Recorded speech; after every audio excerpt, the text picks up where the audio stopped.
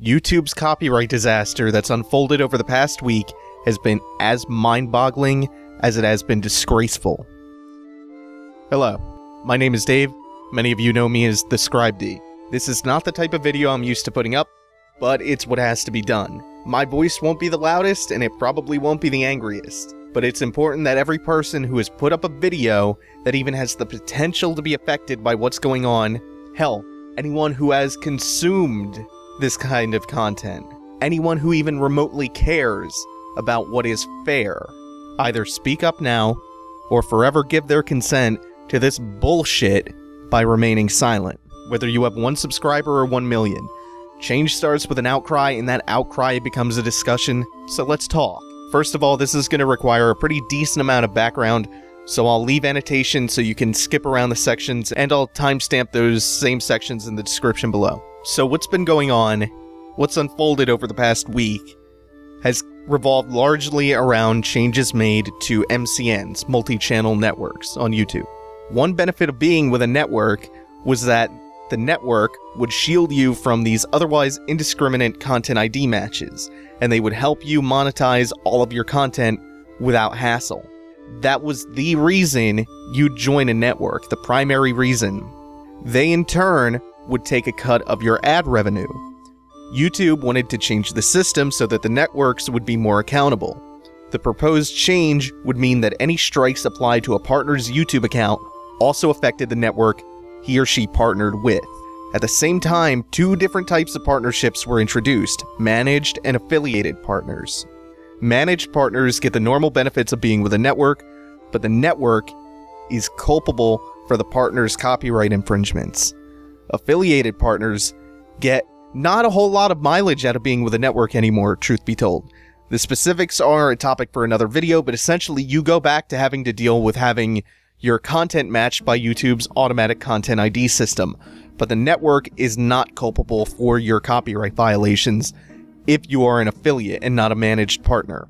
Now, a lot of networks knew this change was coming and when it was coming, and that change happened just about a week ago, which is where this avalanche of copyright claims on tons of people's videos came from. They were, without warning, switched over to affiliate status, and their content was, all at once, suddenly subjected to the content ID matching system. And I should also explain what the content ID matching system is, because that's kind of become a big source of confusion throughout this whole discussion. What this system is an automated filter for copyright holders to identify footage and audio that matches content that they own.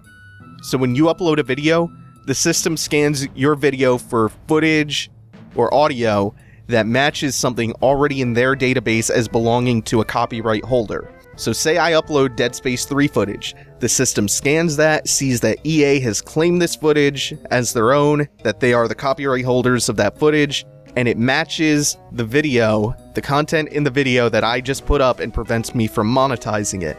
They can choose to monetize it and take the ad revenue themselves. EA can. In this hypothetical example, they can block the video in certain countries, or they can have it pulled off of YouTube altogether.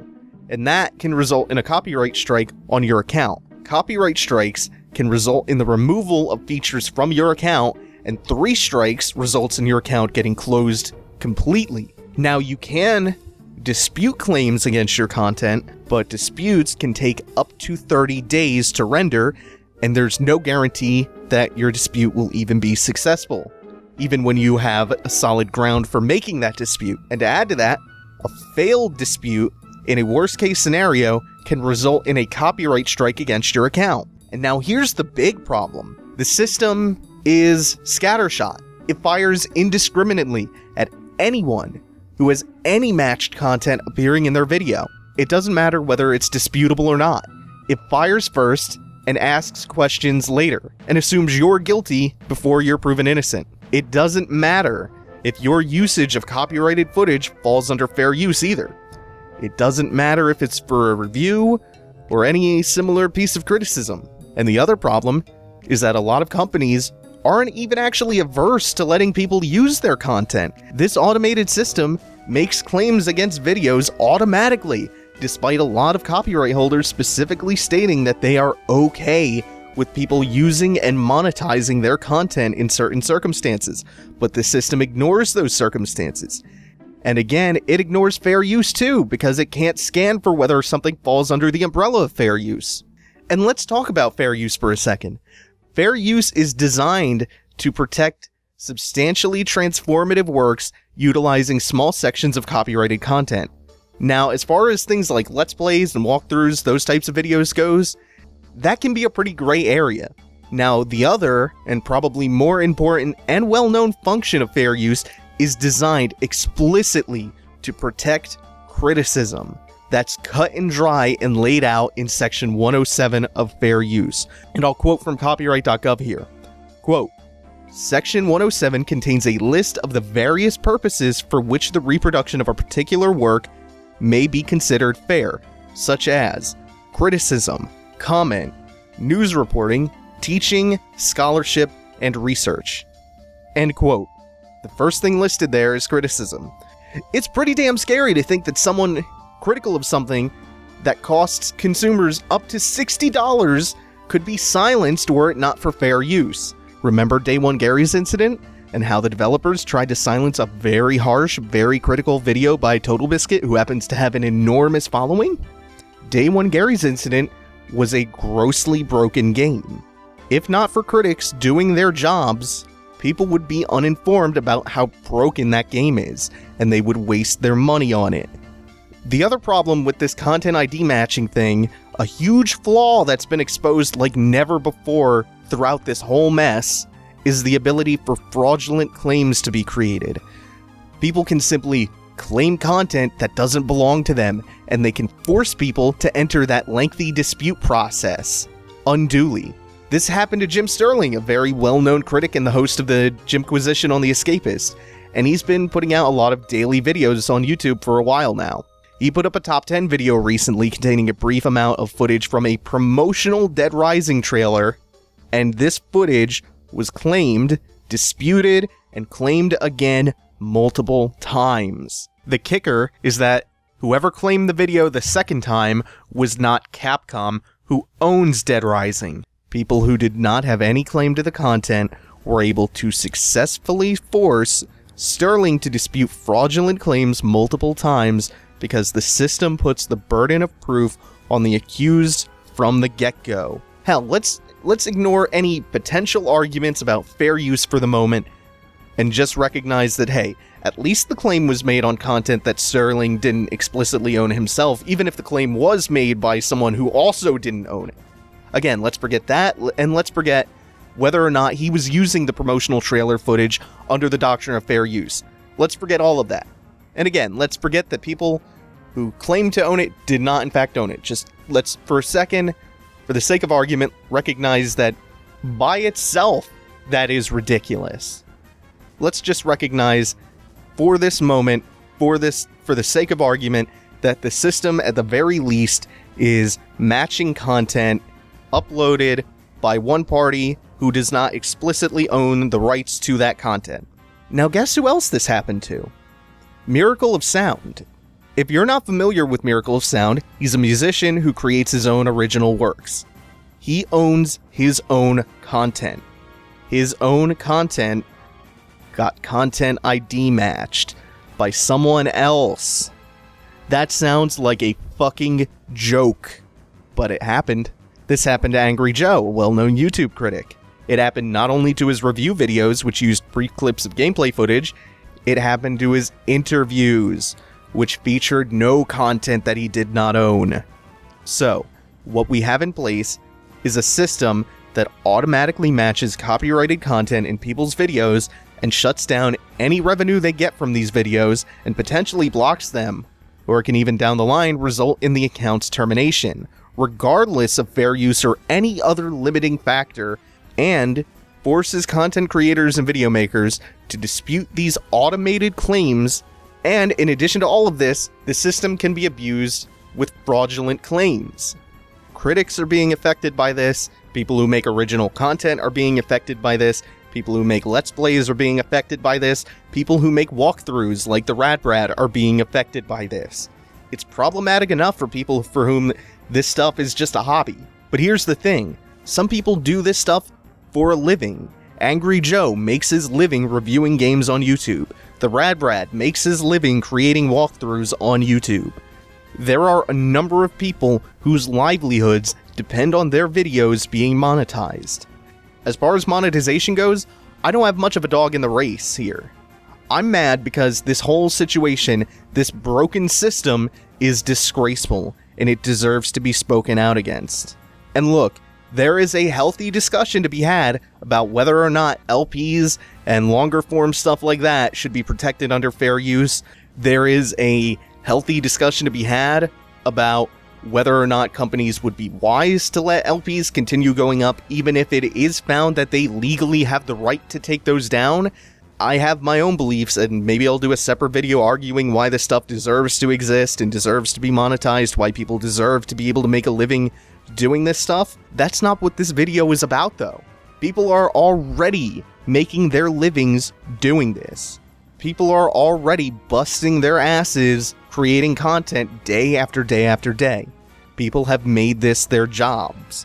People are already doing this as a hobby. That is the precedent. This system is broken because it flies in the face of that precedent, because it stifles any discussion, because it can easily be abused, and because it affects content creators indiscriminately, regardless of whether they are clearly protected by fair use or not, or whether that's debatable. And because this system can pull the rugs out from under people's feet without warning and strip them of their livelihoods with no precedent stating that this is not a valid way to make their livings. Again, there is a healthy discussion to be had about all of this. But when this change occurred and people had the rugs swept out from under them, there was no debate. There was no discussion. It just happened. And here's the thing. An automated system is kind of a necessary evil for something as large as YouTube. 100 hours of video are uploaded to YouTube every single minute. It's impossible to even attempt to review all of that stuff manually as it comes in.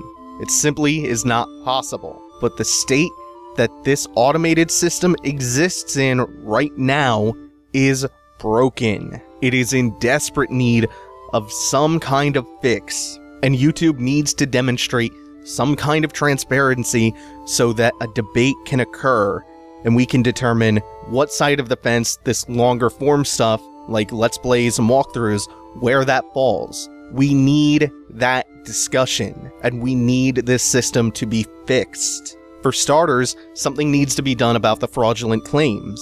I would say anyone caught making such a claim should be IP banned from YouTube, and their AdSense accounts should be shut down and any money made from the fraudulent claims revoked. I don't exactly know the extent to which that's feasible, and I don't know the extent to which anything more severe than that would be feasible, if that would even be a helpful deterrent to these fraudulent claims, or if people would just make a new YouTube account and start that whole process all over again. So sorry if my solutions for that problem are a little bit lacking. One way or another, we can't have people claiming content that they don't even own. We can't have a system that even allows for that. It is mind-boggling that that can even happen. Second, implement a double jeopardy rule. If a video gets claimed once, it can never be claimed again after it's gone through the dispute process.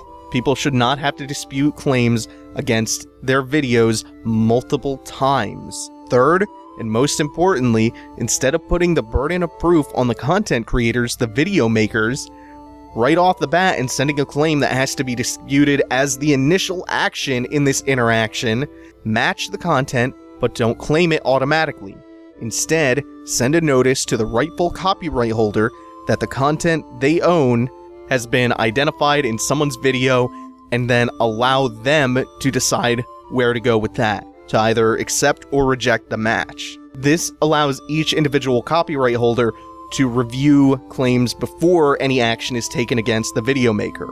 These solutions are definitely not perfect solutions, but after however many minutes of criticizing and complaining about this awful broken system, I wanted to offer up some kind of solution to some of the biggest flaws of the system. And look, there are absolutely other ways to go about fixing it, but at least what I'm proposing would be a start, and it would be a far sight better than what we have right now. and I encourage you guys to share this video wherever you see fit, continue the discussion in as wide a venue as possible. Again, I'm certainly not the only one who has spoken out against this system over the past week, and my voice definitely won't be the loudest, it won't be the angriest, it won't be the farthest reaching. But every voice counts when you're trying to affect change, especially change in a system this large. So again, share this video, continue the discussion in the comments below, continue the discussion in forums, share your own solutions, email YouTube in a civil manner and present your arguments and propose your own solutions. Be proactive. If you feel, as I feel, that this is a broken, disgraceful system that unfairly harms many people's hobbies and livelihoods, we have to speak up. Thanks for watching, everyone. Take it easy. Have a good day.